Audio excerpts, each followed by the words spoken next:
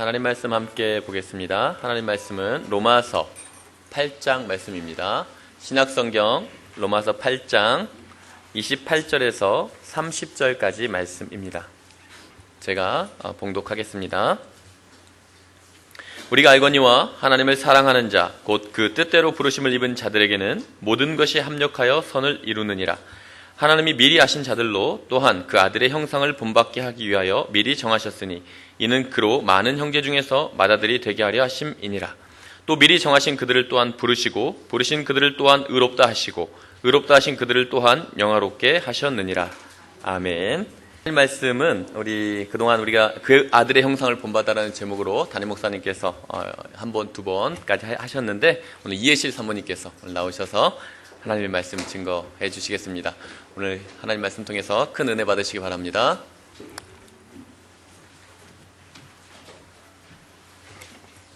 저는 남편이 하라면 그냥 하는데요. 웬만한 건 순종하는데 이번에는 제가 여러 번 이렇게 못하겠다 그랬는데 목사님이 하라 그래서 제가 할 수 없이 또 이렇게 순종하는 차원에서 설교를 하게 됐습니다. 조금 아까 제가 목사님께 전화 받았어요. 처음 받았네요. 처음 했네요. 통화를 그동안 못했는데 제가 불안한지 일부 예배 끝나고 난 다음에 전화를 제가 전화 핸드폰을 꺼놓고 있으니까 우리 강도사님 핸드폰으로 전화가 왔어요. 어떻게 일부 예배 설교 잘했냐고 걱정돼서 지금 눈이 굉장히 많이 와서 한 70cm 이상 여기 그래갖고 완전히 고립됐대요. 전체가 도시가 유령도시처럼 됐대요. 정말 안식을 하고 계시대요.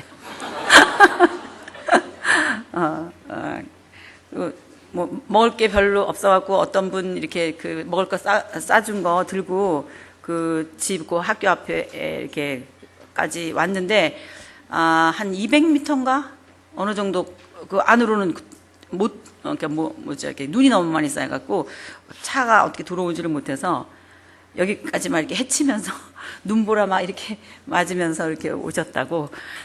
그렇지만 잘 있다고 꼭 전해달라 그러셨어요.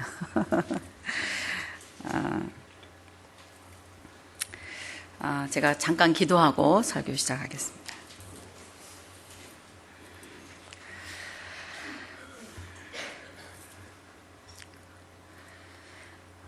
예수님,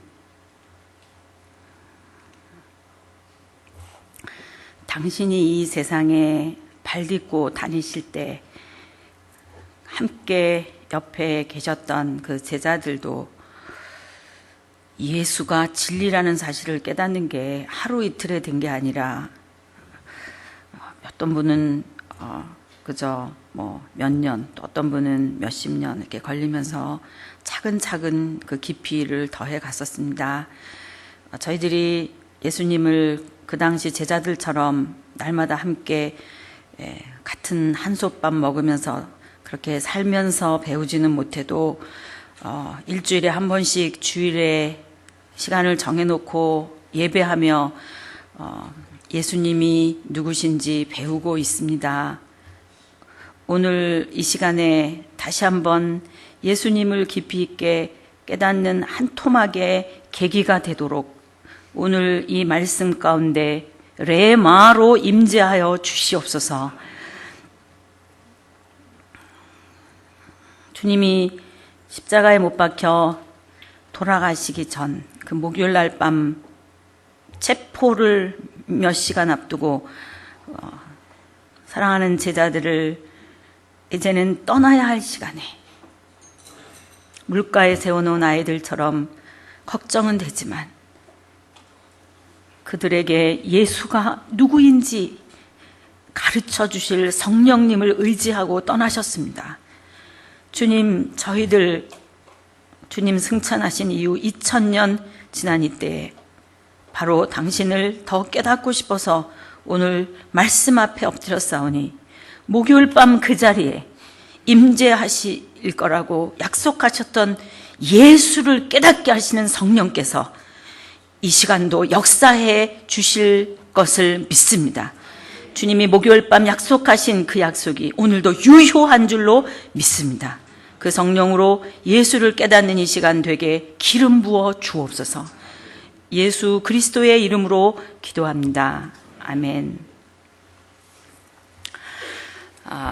우리는 지금 로마서를 공부하고 있습니다. 로마서는 말 그대로 로마에 살고 있는 그리스도인들에게 보내는 바울의 편지입니다. 이 이스라엘의 역사 속에 당시 로마 제국이 끼어들기 시작하게 된 거는 당시 로마가 점점 커지면서 저쪽에 유럽 쪽으로는 줄리어스 시저가 올라가고 있었고 또 아시아 쪽, 그러니까 티그리스강, 유프라테스강 쪽, 또 에집트 쪽 이쪽으로는 폼페이가 밀고 내려오고 있었습니다. 그러면서 BC 63년에 이 폼페이가 당시 하스모니안 왕조라고 하는 이 유대가 에돔을 정복해가지고 독립국가로 있었었던 그 하스모니안 왕조의 조공을 바치면서 이렇게 있었던 헤롯 가문, 그러니까 우리가 지금 대헤롯, 헤롯 아켈라오, 헤롯 안티파스 이제 이렇게 말 쓰는 그 헤롯 가문이 이 폼페이랑 이렇게 짝짝꿍이 돼가지고 하스모니안 왕조, 이 유대의 독립국가였습니다. 한 100년 정도 이렇게 독립을 하게 됐는데 BC 600년 이래로 이렇게 BC 165년쯤 됐을 때예요. 그때 처음으로 독립을 하면서 소위 마카비 왕조가 세워졌었는데 거꾸로 이 마카비 왕조를 배신하고 폼페이 장군이랑 이렇게 결탁이 돼가지고 마카비 왕조 유대의 독립국가를 물리치는, 무너뜨리는 그 순간, BC 63년인데 이때부터 로마 제국이 유대를 다스리기 시작했어요. 팔레스타인을. 그러다가 BC 37년쯤 됐을 때 아까 같이 결탁했던 그 헤롯 가문이 대헤롯이라고 불리는 더 그레이트라고 불리는 그 대헤롯이 안토니우스에게 이렇게 잘 해가지고 유대를 다스릴 권한을 얻게 돼요. 그래서 유대의 왕으로 헤롯이 밑에서 다 다스리고 그 위에 로마 제국이 다스리게 되는 이중 구조로 들어가게 시작합니다.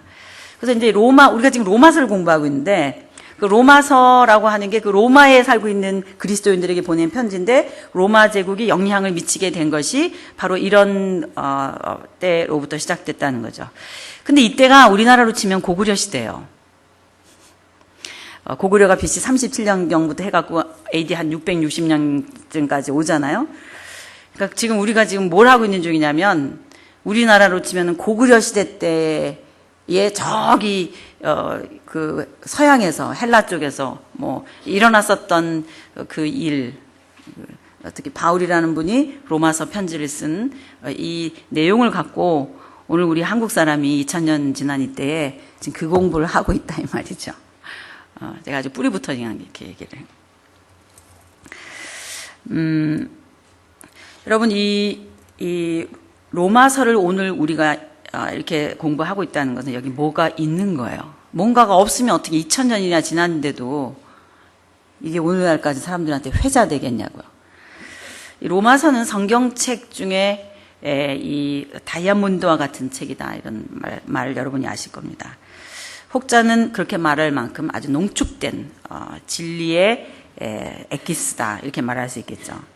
그러니까 이거를 이제 바울 선생님이 쓰셨거든요. 사실 바울은 율법학자였습니다. 이스라엘의 역사 속에서 그들이 가지고 있는 문화와 소위 그들의 그 콘텐츠를 연구하고 있었던 학자였는데 오늘로 치면 조직신학자였다라고 봐도 괜찮을 것 같습니다. 바울은 예수 사건에 치를 떨던 사람이었습니다. 근데 예수를 만났다는 거예요. 그리고 나서는 구약 학자로서 자기가 가지고 있는 이 구약에 나타난 율법과 지금 방금 일어난 예수 사건을 매치시켜서 자기 나름대로 내가 이 굿뉴스를 깨달았다는 거예요. 마이 가스펠. 내가 깨달은 굿뉴스라는 거예요. 내가 복음을 깨달았다는 거예요. 도대체 이 예수 사건이 뭐길래 바울이 이렇게 완전히 변했는가? 도대체 예수 사건이 뭔가? 제가 예수 사건을 간단히 한번 얘기해 볼게요. BC 600년대 이스라엘이 무너졌습니다. 목사님은 칠판을 쓰셨는데 저는 PPT를 쓸게요.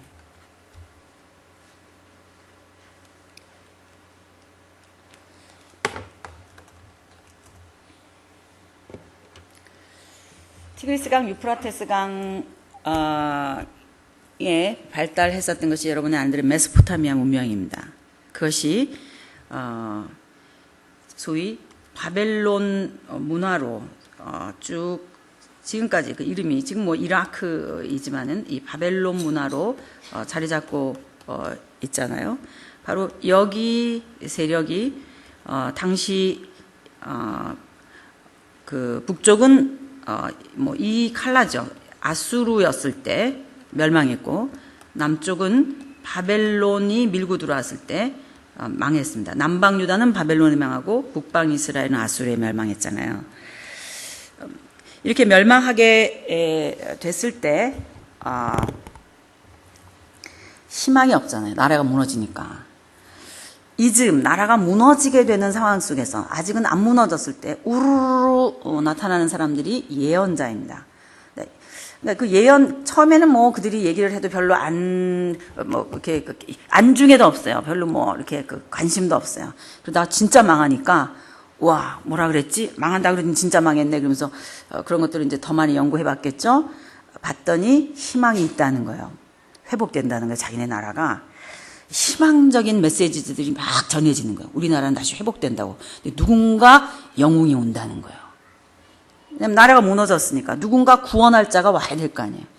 그래서 이들이 기다리고 있는 그 희망적인 그 존재가 메시아 사상으로 변환되면서 지금 예수께서 사시던 원년경에도 여전히 그들이 로마 제국의 그 압제하에 이렇게 있었기 때문에 그들은 메시아를 기다리고 있었던 거죠. 그러니까 바벨론 제국, 그 이후에 페르시아 제국, 그 다음에 알렉산더 헬라 제국, 그리고 나서 지금 로만 엠파이어의 그 압제를 받고 있는 이 순간까지도 그때 나라가 멸망한 이후 가졌던 희망, 우리에게 누군가가 나타나서 그 구속해줄 이스라엘의 회복을 기다리고 있었거든요. 근데 예수라는 존재가 나타났어요. 그 직전에 세례 요한이라는 사람이 센세이션을 일으키면서 한때 휩쓸었었어요. 그러더니 이 세례 요한의 민중을 예수라고 하는 새로운 리더가 나타나더니 인수인계하더니 이 민중들이 따라다니는 거예요. 약 3년 동안 뭐 별일이 다 일어나는 거예요. 사람 병도 고쳐지고 무리로도 걸어갔다 그러고 문둥병자도 살렸다 그러고 죽은 사람도 일으켰다 그러고 보리떡 5개와 물고기 2마리로 5,000명을 먹였다 그러고 그 디아스포라로 흩어져 있던 전 세계의 유대에 흩어진 사람들이 평생에 한두 번 예루살렘에 와서 제사 드리고 싶어가지고 왔는데 와가지고 보니까 막 이런 소문이 뭐 바다한 거예요. 그뿐만이 아니라 당시 정치, 종교, 사회, 문화의 헤드십은 둘로 나눠져 있었습니다. 하나는 로마 제국이고 로마 제국에 붙어있는 신학자가 사두개파였고 그들과 함께 실제적으로 재물 가지고 장사하고 있는 비즈니스 하고 있는 사람이 대제사장이었던 CEO 안나스였습니다. 그리고 그의 사위 가야바와 함께 계속해서 예루살렘을 장악하면서 경제권을 쥐고 있었습니다.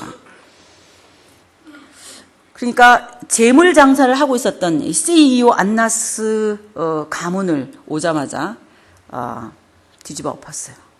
성전에서 장사하고 있는 사람들 전부 다 바깥으로 내쫓으면서 혜성처럼 나타나더니 그 이후에 센세이션을 일으키면서 유대를 굉장히 새로운 무드로 이끌어가기 시작한 사나이였습니다. 그들이 볼 때는.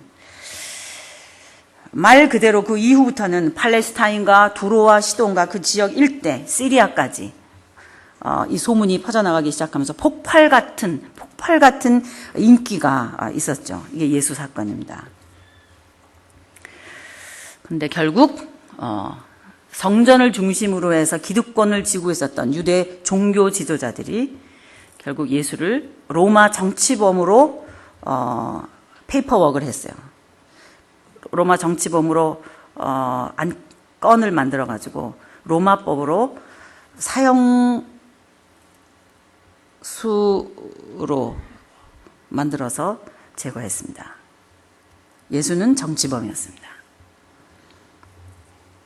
죽었으면 끝나는 줄 알았는데 이번에는 그의 제자들이 예수가 부활했다는 거예요. 이 소문을 퍼뜨리면서 더 소동을 일으키는 거예요. 바울은 이 예수 일당을 씨를 말리고 싶었어요. 그래서 다메섹까지 대제사장에게 라이센스를 받아서 올라갔습니다. 근데 그때 예수를 만났다는 거예요.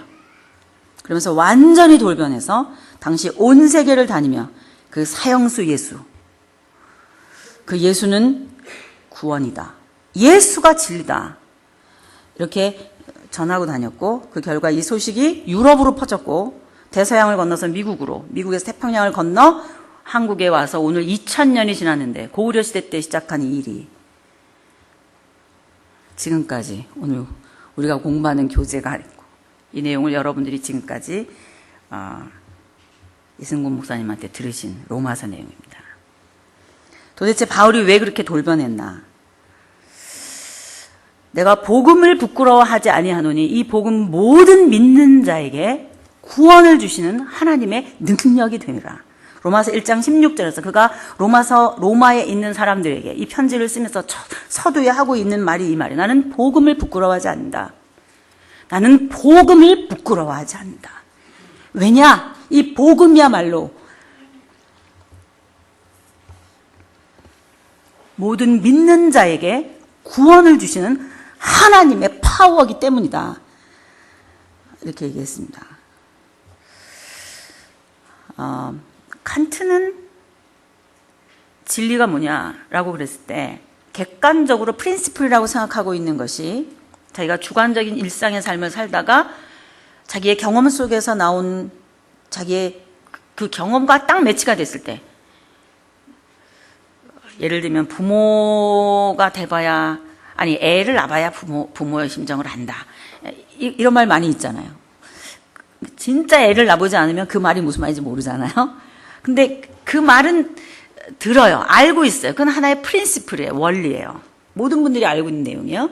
그런데 막상 정말 결혼을 하고 봤더니 진짜 아기를 낳아보니까 부모의 심정을, 자기가 몰랐었던 어머니 아버지의 심정을 알게 된단 말이죠. 그게 객관적으로 있는 그 프린시플이 자기의 경험 속에서 매치가 되면서 그거는 정말 사실이네, 이렇게 깨달아지게 될 때 그거는 진리다, 이렇게 칸트가 정의 내렸어요. 여러분 김진홍 목사님이라고 혹시 아세요? 네, 지금 뭐 우리나라에서 정치 쪽으로도 좀 많이 이렇게 알려진 어쨌든 분이신데, 그분이 본래 계명대학교 철학과 교수님이셨잖아요. 그분이 그 강의를 하고 계실 때 어떤 학생이 물어봤다는 거 아닙니까? 교수님 지금 철학을 가르치고 계십니다. 진리를 가르친다고 하시고 계십니다. 그런데 진리가 무엇입니까? 이렇게 질문했다는 거 아닙니까? 그때 김진홍 목사님이 이렇게 대답하셨대요. 그거 칸트에 의하면, 그럼 제가 지금 말씀드린 그 내용을 얘기했던 거예요. 그랬더니 그 학생이 정색을 하면서 아닙니다. 그것은 칸트의 정의이고요. 교수님이 지금 이걸 가르치고 계신데 교수님은 진리를 무엇이라고 생각하십니까? 교수님은 당신의 생명을 다 바쳐서, 일생을 다 바쳐서 다 드릴 수 있을 만한 그런 진리를 깨닫고 우리에게 진리를 가르치십니까? 그리고 우리의 철학을 가르치십니까? 이렇게 물어봤다는 거예요. 그때 김진홍 목사님께서 가만히 생각해 보니까 모르더래요. 그래서 그날 그 표현이, 이게 막 칠판 쓰고 있던 그 분필을 던졌다는 거 아닙니까? 그리고 내려오셔가지고 아이스 깨끼 장사도 하시고, 화장품 둥둥구리 무장사도 하시고, 그분 표현에 의하면 그 바람개비 같은 거, 뭐 장난감 같은 거, 우리 어렸을 때 지푸레기 같은 걸로 막 이렇게 만들어서 막 꽂아가지고 막 들고 다니는 거 있잖아요. 남대문시장 같은데. 그러면 뭐 애들이 엄마 저 하나 사줘. 그러면 그거 이렇게 사주고 뭐 그랬던 거 있잖아요. 그거 장사도 하시고 그랬다는 거 아닙니까? 저기 목내극장 앞에서 아이스케이크 팔다가 딱 아이스케이크 그 통에 앉아가지고 왜 생각나요, 여러분? 아이스케이크 통 이렇게 끼다란 막대기 이렇게 있었던 거. 생각만 해도 저도 환상이에요. 어렸을 때 그 병 같은 거 가져가면 그거 하나 줬거든요. 진짜 맛있었잖아요, 그거. 오렌지 이렇게 플라스틱 그 땅땅땅한데 그 핀으로 딱 하면 팍 나오는 거 있잖아요. 그런 거 팔고 10원이었어요 그때. 그 생각만 해도 참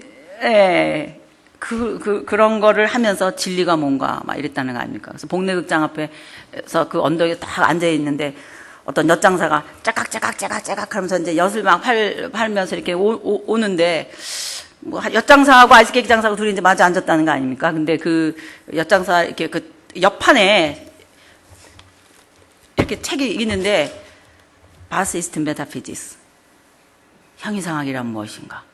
이런 책이 탁 있더래요. 독일 말로.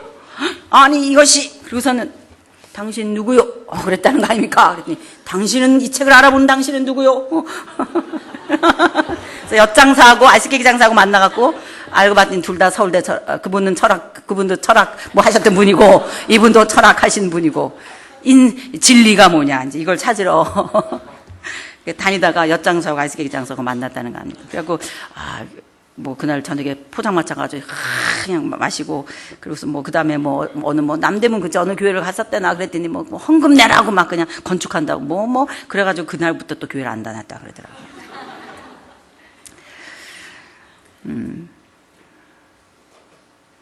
바울은 자기는 진리를 깨달았다는 거예요. 바울이 그 구약학자가. 여러분 진리가 뭡니까? 생명 현상에 대한 대답이라고 저는 생각합니다. 우리와 같은 인격적인 존재인 소위 하나님의 형상대로 지음받은 우리들이 도대체 내가 누구냐는 거죠. 내 현상이 뭐냐는 거죠.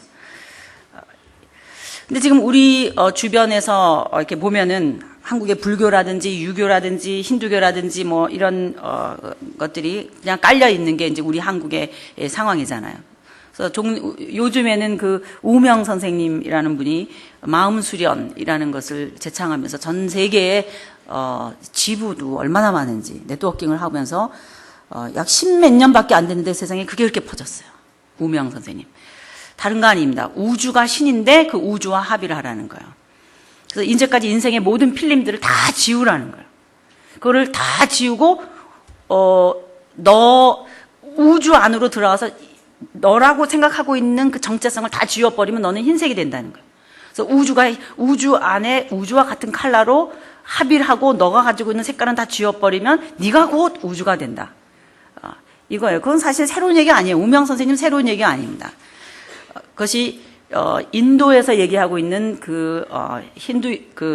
뉴 에이지 사상이고요. 결국 모든 범신론의 뿌리가 그것입니다. 우주가 있는데 우주와 네가 합의를 해라. 그러면 우주 합의를 할 때는 너는 정체성은 없어진다.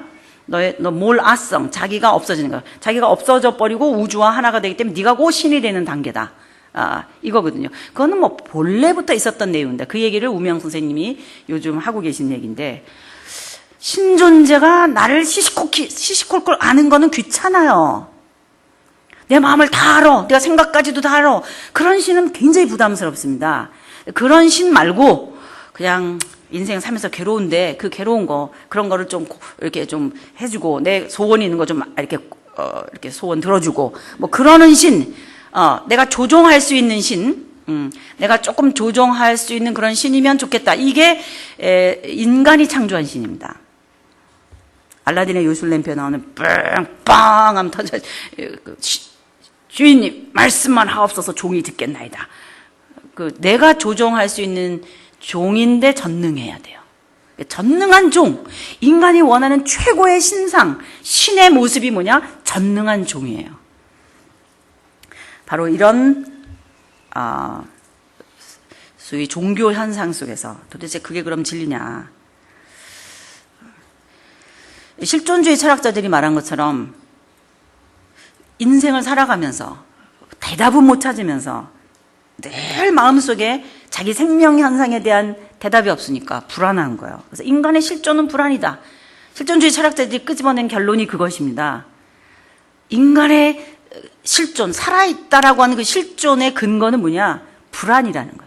왜? 자기 생명 현상에 대해서 보장이 없으니까. 왜? 그 생명 자기가 가져온 거 아니까. 왜? 자기가 어디서 어떻게 온지 모르니까. 왜? 자기가 갖고 있는 물건이나 자기가 쓰고 있는 안경이나 내가 쓰고 있는 모든 물건들은 다 내가 선택한 것이지만 그것을 선택하고 있는 나는 내가 선택한 게 아니기 때문에 그래요.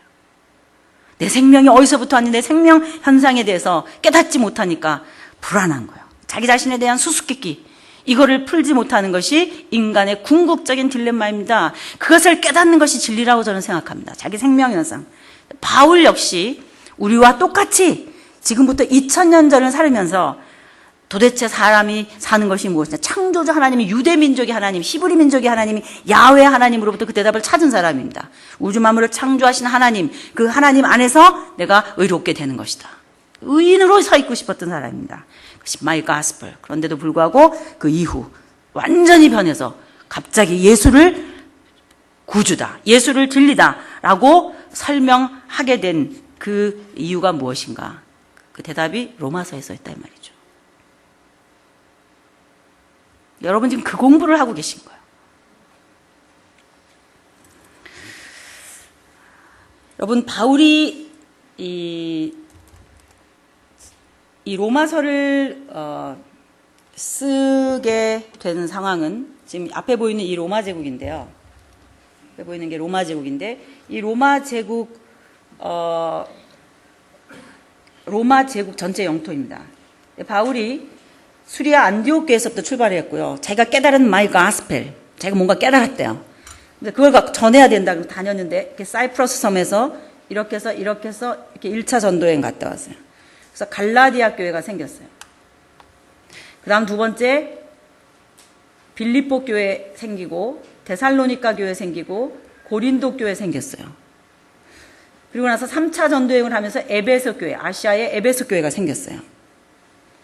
그러니까 바울은 여기 지금 예수 사건이 생긴 십자가죠. 여기 예수 사건이 생긴 이 예루살렘에서부터 시작한 이 이야기를 이렇게 이 지역을 다니면서 1차, 2차, 3차 전도 여행 한 시점에 끝에 가서 여기 고린도에서 로마서를 쓴 거예요. 로마서를 쓰면서 하는 말이 여기 로마 교회 여러분 마치 수리아 안디옥 교회가 나를 파송해서 1, 2, 3차 전도 여행하게 했고 이 복음을 전한 것처럼 여러분들이 나를 파송해 주십시오. 그럼 내가 스페인에 가고 싶습니다. 그래서 이 라틴어권 이곳에 내가 복음 전하고 싶습니다. 그래서 쓴 편지가 로마서입니다. 그러면서 내가 이제까지 이 헬라어권에서 복음을 전한 1차, 2차, 3차 전도 여행 중에 전했었던 컨텐츠 그거를 내가 여러분들에게 먼저 보내드립니다. 내가 이거 전했습니다. 하고 보냈던 것이 로마서입니다. 이 로마서 내용은 그러므로 바울이 일단 헬라라고 하는 배경 속에 전한 내용입니다. 그러니까 헬라라고 하는 이 역사라 그래요. 헬라 사관이라 그럴까요? 헬라 문화라고 하는 것이 여러분 아는 대로 순환론입니다. 동양 철학도 마찬가지지만 시작이 뭔지 몰라요. 시작도 없고 끝도 없어요. 그냥 가는 거예요. 그냥 우주예요. 우주 안에 그냥 자연이에요. 자연. 이게 헬라 사관이요. 동양 사관입니다. 그런데 바울은 히브리 사관을 갖고 있던 사람이에요. 다시 얘기하면 시작이 있고 끝이 있다 이 말이죠. 창조주가 있고 결말이 있다. 이게 히브리 사관입니다. 그러니까 헬라 바닥에 히브리 사관을 색칠하다가 온 사람입니다. 그러면서 하는 말이 당신네들 헬라 사람들 당신네들의 종교가 뭔가 내가 이제까지 1, 2, 3차 전도 여행하면서 봤더니 소위 이방인이라고 불릴 수 있는 헬라 철학과 헬라의 삶이라고 하는 것은 다른 거 하나도 없습니다. 내가 보니까 여러분들은 참 하나님을 모르고 참 하나님의 영광. 자, 영광이라는 것은 그분을 그분대로 아는 거예요. 영광은 가감하지 않은 거예요. 하나님을 하나님으로 아는 그 하나님의 영광에 이르지를 못해요. 그래서 하나님의 형상을 버러지와 금수와 더러운 우상의 형태로 전부 변형시켰다는 거예요. 내가 이제까지 1, 2, 3, 4 전도여행 다니면서 보니까 여러분들의 그분들의 종교라고 하는 것이 그거더라는 거예요. 그것이 바탕이더라는 거예요. 그러면서 바울이 로마에 있는 유대인들의 크리스찬들에게 편지를 쓰면서도 내가 다녀보니까 그렇더라. 그것이 세계 종교 아니더냐. 결국 우상을 만들어서 신 존재에게 나가고 싶어 하는 거, 인간이 만든 신 그거 아니더냐. 그러므로 참 하나님을 모르고 있는 모든 사람들은, 헬라인들은, 즉 이방인들은, 모든 세상 사람들은 참 하나님을 모르기 때문에 그 하나님에게서 끊어져 있더라. 하나님을 모르더라. 하나님에게 다가갈 수 없다. 모든 사람이 다 끊어져 있더라. 하나님의 영광에 이르지 못하더라.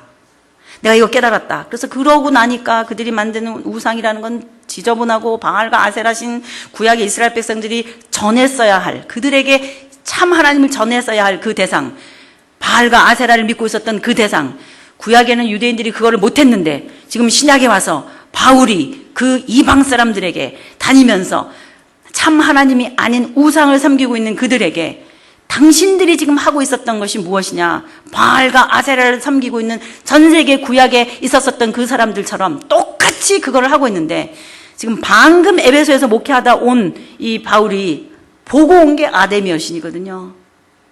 그가 막 보고 온 게 아데미 여신이에요. 아데미 여신이 내가 번호가 몇 번이었었는지.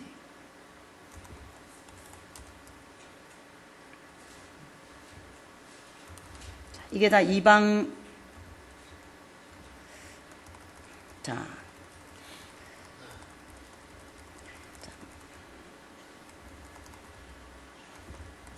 바알과 아세라 종교. 그러니까 우리는 지금 에베소에서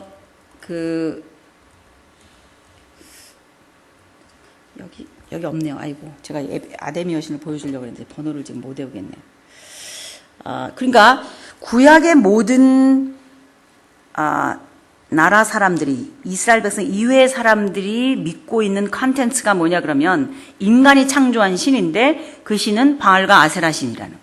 즉 남자와 여자의 성관계, 또 수술과 암술의 결합에 의해서 나오는 경제. 인간이 원하는 신은 경제였던 거예요. 그리고 쾌락이었던 거예요. 그런데 신약에 와서 바울이 그 구약의 이스라엘 백성들이 했어야 하는 그 사명을 감당하지 못했는데 바울이 드디어 1차, 2차, 3차 전도여행을 다니면서 전 세계에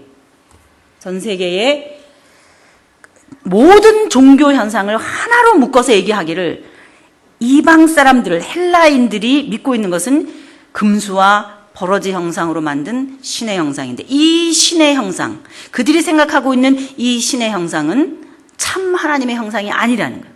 그래서 모든 사람이 하나님의 형상을 깨닫고 있지 못한다는 거예요. 그래서 하나님의 형상에 하나님의 형상에, 하나님의 진짜 영광에, 하나님의 모습을 하나님 모습대로 알게 하는 그 진리에 도달하지 못하더라 이거죠.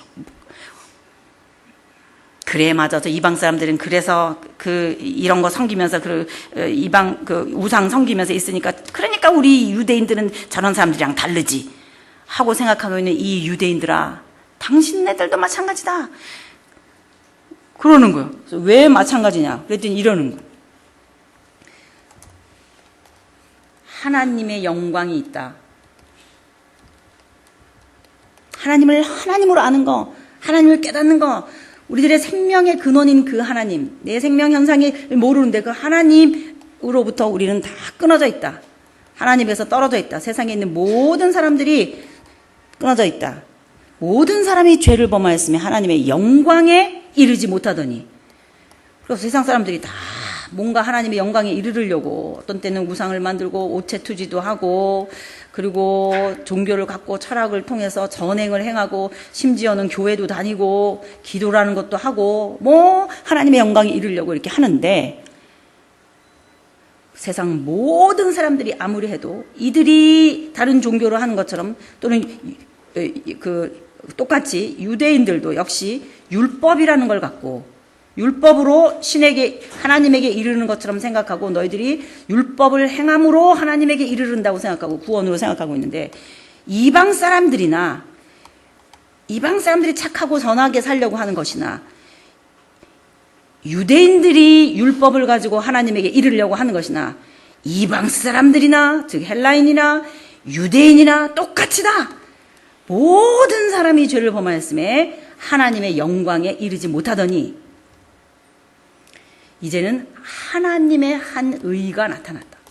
사람 쪽에서의 방향이 아니라 하나님 쪽으로서 이제는 하나님도 아이디어가 있다. 하나님 쪽에서 한 의가 나타났으니 즉 사람이 애를 쓰는 것처럼 사람이 신존재에게 이르기 위해서 진리를 깨닫기 위해서 자기 생명의 형상을 알기 위해서 신존재에게 이르고 싶어서 하나님의 영광에 이르려고 수고하고 애를 써보지만 이르지 못하는데 모든 사람이 죄를 범하였음에 하나님의 영광에 이르지 못하는데 하나님의 영광을 버리고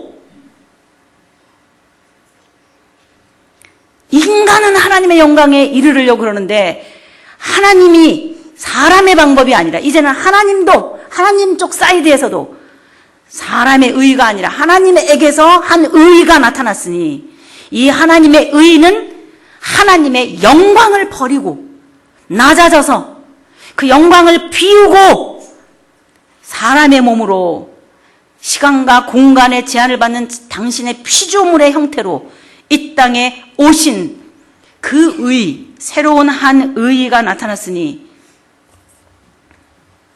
이것이 굿뉴스다. 이거야말로 진리다. 이거야말로 복음이다. 이거야말로 굿뉴스이다. 이것이 구원이다. 이것이 참 의인이 되는 방법이다. 마이 아이디어. 하나님이 생각한 하나님 이게 너희들 아이디어냐? 세상에 있는 모든 헬라인이나 유다인이나 이것이 너희 아이디어냐? 이게 아니다. 내 아이디어. 내 아이디어가 이거니까 내 아이디어를 억셉트하면 그걸로 나를 억셉트한다고 내가 생각하겠다. 도대체 하나님을 믿는다는 게 뭐예요? 하나님의 영광에 이른다는 게 뭡니까? 내 생명 현상, 도대체 진리가 뭔가? 내가 불안하거든요. 내 생명에 대해서 내가 보장이 없거든요. 왜냐? 내가 피조물이기 때문에 그래요. 나를 지으신 창조주 하나님이 그 하나님을 깨닫게 하시고 내 생명이 어떻게 보장되어야 하는지를 알려주시기 위해서 그분이 친히 자기를 비워서 선택한 방법이 있다는 거예요. 그 방법을 받아들이라는 거예요. 그 방법을 받아들이는 것은 이꼬로 나를 받아들이는 걸로 간주하겠다는 거예요. 하나님의 아이디어. 아니 우리 보고 하나님이 그래 나를 믿는 거가 그래 나를 믿는 거를 주일날 올 때마다 100만 원씩 헌금하는 걸로 내가 정하겠다. 그러면 할 수 없는 거예요. 그대로 해야지. 그게 하나님 아이디어라면 내 아이디어는 매일 1시간씩 기도하는 거다. 그러면 매일 1시간씩 해야 돼요. 내 아이디어는 오체투지 몇백 킬로나 되는데 가지고 이거다. 그러면 해야 돼요. 그걸 해야 돼요. 그거라도. 그런데 하나님의 아이디어가 당신을 비워서 피조물로 와서 그 영광이 땅으로 내려와서 그 하나님의 영광이 하나님의 형상이 땅으로 내려와서 자기를 비우고 땅으로 내려와서 그 영광을 알게 해주는 것으로 나타내 보여주는데 그분이 나타나셨다는 걸 알고 아 그렇구나 맞네 그리고 그냥 accept 하라는 거예요. 받아들이라는 거예요. 그냥 그 예수 이 땅에 왔던 역사 예수 우리가 지금 이 바울이 일어난 예수 사건에 대해서 처음에는 씨를 말려버리려고 하다가 그 예수 사건이 실제로 일어났었던 일이거든요. 나폴레옹이나 세종대왕이나 박정희 대통령이나 다 실제로 있었던 인물이었던 것처럼 예수 그가 이 세상에 와서 일어난 센세이션을 일으키면서 많은 사람들에게 말씀을 전하고 뭔가 이적을 행하고 결국은 십자가의 사형수로 처형된 이 예수 사건, 이 예수 현상에 대해서 그것이 바로 이것이구나. 바로 그 예수가, 역사 예수가, 이 세상에 왔던 그 인간 예수가 하나님의 영광을 버리고 비우고 낮아져서 우리에게 오심이고 바로 그 사실을 받아들이는 것이 구원이요. 그것이 진리요. 그것이 영원한 생명을 얻는 방법이구나. 그렇게 했단 말이에요, 하나님이. 2000년 전에 실제 역사 속에서 했단 말이에요. 이거는 아이디어가 아니고, 이거는 그냥 일어나는 무슨 머릿속에만 있었던 게 아니라, 그 아이디어가, 그 하나님의 생각이, 그 하나님의 뜻이 실제 역사 속에서 일어났단 말이에요. 그걸 우리가 알고 있단 말이에요. 그러니까 그 일어난 그 일에 대해서 반응하라는 거예요. 반응하라는 거예요, 우리 보고. 이건 추상 개념도 아니고 사상도 아니라 실제로 일어났다는 거예요, 그 일이. 그러니까 우리 보고 하나님 하시는 말씀이 뭐냐? 아, 그렇군요. 그게 당신의 아이디어셨군요. 그리고 그냥 받아들이라는 거예요. 그걸 받아들이는 걸 보면 사인인 줄 알겠다는 거예요. 무슨 사인? 나를 지으신 창조주 하나님을 내가 창조주로 알고 그의 통치를 받고 그의 다스림 안에 있고 내 생명, 그 생명, 내가 죽은 다음에 그 이후에도 내가 그분을 신뢰하겠다고. 내가 죽어도, 내가 죽은 다음에도 내 죽은 다음의 생에 대해서도 그분에게 맡기겠다고. 맡긴 것이 예수님이 십자가에 못 박혔다 돌아가셨다가 부활한 거를 보면은 나도 부활할 수 있다라고 하는 걸 보여준 거거든요.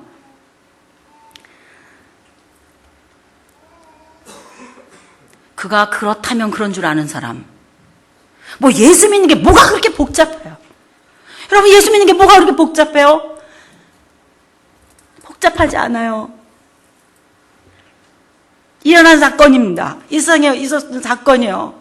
실제 역사라고요. 예수 이 세상에 살았던 사람이 그가 미쳤거나 하나님보다 둘 중에 하나예요. 자기가 하나님이라고 주장을 하니 미친 거죠. 진짜 하나님 아닌데 그렇다면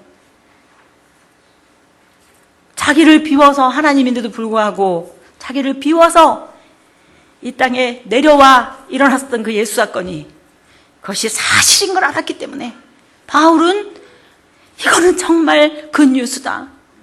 그래서 온 세상을 다니면서 전한 거거든요. 그가 그렇다고 이 세상의 역사 속에 그 일을 이뤄냈으면 그의 아이디어가 하나님의 뜻이 사실이라고 받아들이는 사람, 그 사람은 진리를 깨달은 사람인 줄로 믿습니다. 그게 진리라는 거예요.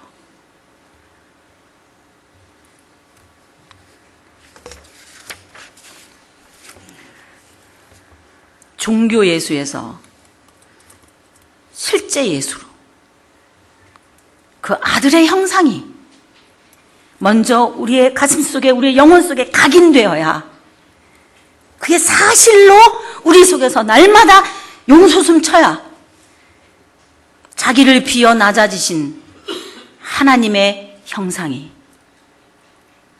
비로소 우리에게 있기 때문에 닮거나 말거나 그제서야 할 거 아니에요. 뭐 그리스도 그 아들을 닮재매요. 지금 그 형상을 닮아가재매요. 오늘 제목이 그거잖아요.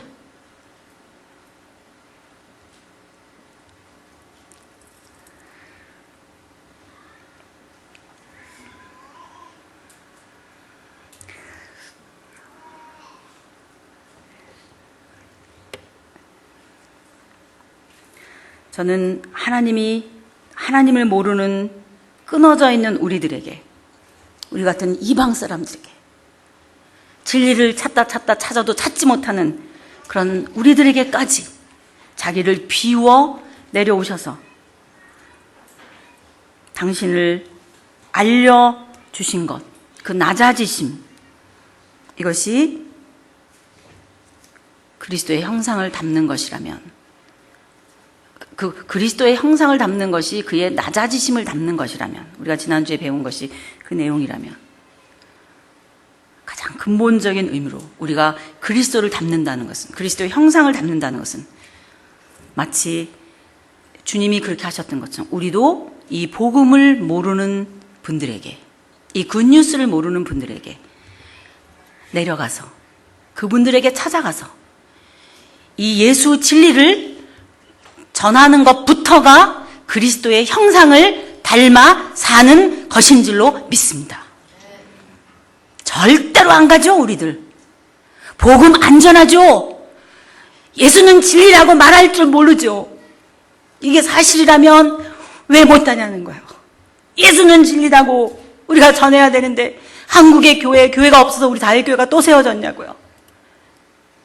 예수 전할 줄 모르는 성도들, 진리를 전할 줄 모르는 성도들, 그거에 대해서 무슨 내용인지도 가슴에 없는 성도들, 이런 성도들이 아니라 우리 다윗교회는 주님이 낮아지신 것처럼 이 하나님의 영광을 모르는 자들에게, 그리스도의 형상을, 아버지의 형상을 모르는 자들에게 내려오신 것처럼, 정말 그리스도를 본받는다는 것은 그것을 모르는 자들에게 이 복음을 들고 예수를 진리라고 전하는 것이어야 될 줄로 믿습니다.